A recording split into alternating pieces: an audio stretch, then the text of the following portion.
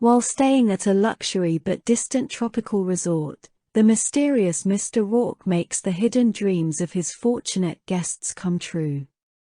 But as the fantasies turn into nightmares, the visitors must uncover a riddle surrounding the island to escape with their lives. Enjoy and keep on watching. 5 individuals win a contest that sends them to Fantasy Island, where their dreams are said to come true. They come into Mr. Roarke, the island's keeper, who cautions them that they must follow their imaginations to the end of their journey.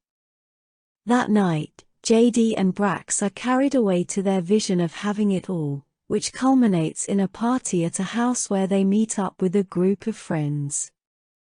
Following that, each of the remaining guests is whisked away to their fantasies. Patrick's is to enroll in the military in honor of his deceased father, Melanie's is to get vengeance on a childhood bully, and Gwen's is to accept a marriage proposal she had rejected down years before.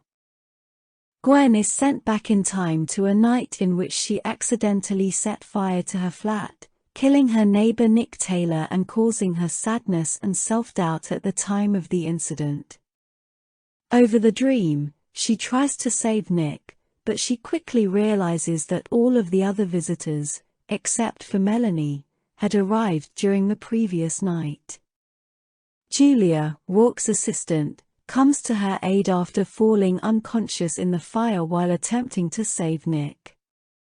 During this time, Patrick's father tries to depart with him to return home securely, but Patrick successfully convinces him otherwise. As they get closer to the captives, it becomes clear that the hostage crisis is taking place in JD and Brax's house.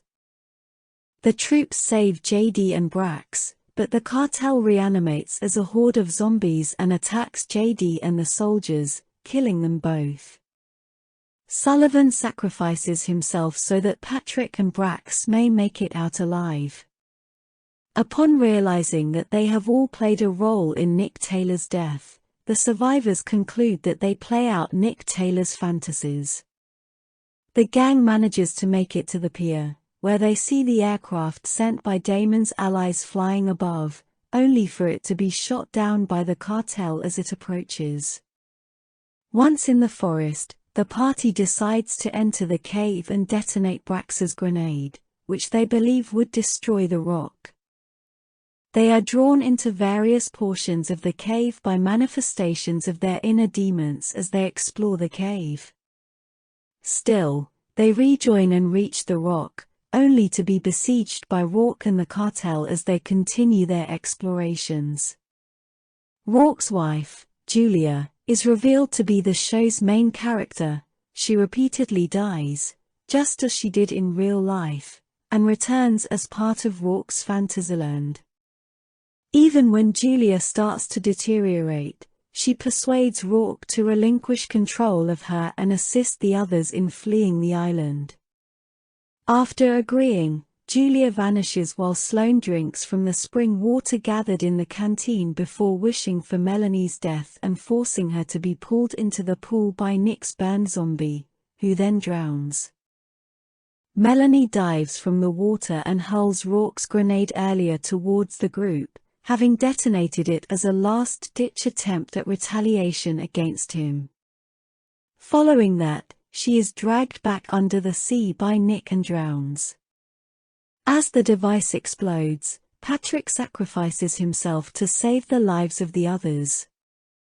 They are drawn into various portions of the cave by manifestations of their inner demons as they explore the cave. Still, they rejoin and reach the rock, only to be besieged by Roarke and the cartel as they continue their explorations. They are revealed to be characters in Melanie's dream, as she was meant to go on a date with Nick the night of his murder. Still, she did not go because of her self-doubt, which was spurred on by Sloane's bullying, and she intended to exact retribution after learning of his death from Sloane. It is also revealed that Julia is truly Roarke's wife and that she dies and appears in Roarke's dream consistently, just as she did in real life before.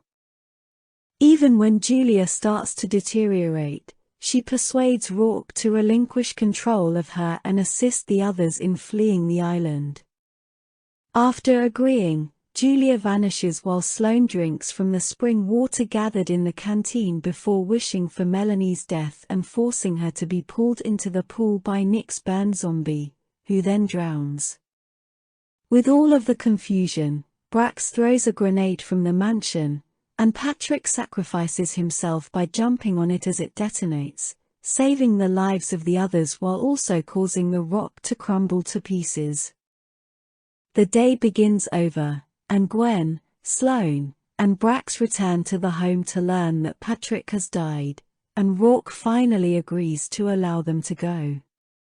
During the last moments of their time together on the island, as the survivors board the aircraft to depart, Brax expresses his desire for JD to remain in his life, despite Rourke's warning that he would have to stay on the island to fulfill this dream. As Gwen and Sloane board the aircraft, Brax chooses to remain with Roarke on the island, and Roarke offers that the other guests give Brax a moniker. That's all there is to it. I hope you like the movie. Don't forget to like, share, and subscribe to the channel if you want to see more recap movies like this. We'll see you soon. Take care.